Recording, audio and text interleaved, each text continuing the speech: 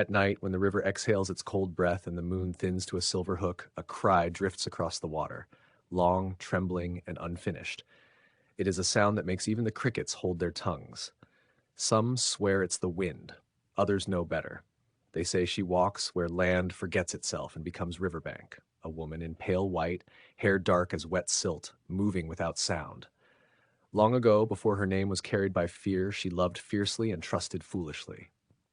She believed promises spoken softly at dusk, and when those promises shattered, the river became a mirror for her grief, wide, relentless, and impossible to reason with. Each night, villagers lock their doors and hush their children. Lanterns dim, dogs whine and tuck their tails, because when the weeping comes closer, it carries a question in its echo, as if the water itself is searching. Mothers pull their little ones tight. Fathers stand at windows, hearts drumming, listening for footsteps that never quite touch the ground.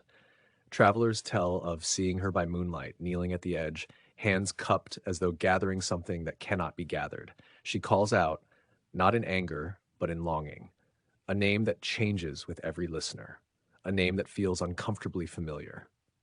If you answer, the river seems to lean toward you, promising relief from every ache you've ever carried.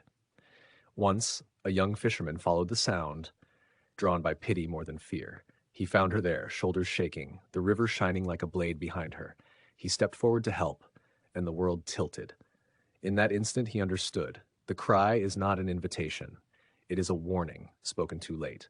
He stumbled back, heart hammering, and fled as dawn burned the mist away. He never fished at night again. Because La Llorona is not just a ghost. She is grief that refuses to rest. She is love that curdled into regret. She is the reminder that some losses echo longer than lifetimes, and some waters remember every tear. So, if you walk near a river after dark and hear a sob riding the current, don't answer. Stand still. Breathe. Let the sound pass through you and fade. Remember that the river keeps moving, and so must you. If this story held you, please like, share, and subscribe, and tell us in the comments if you've heard a river cry in the night.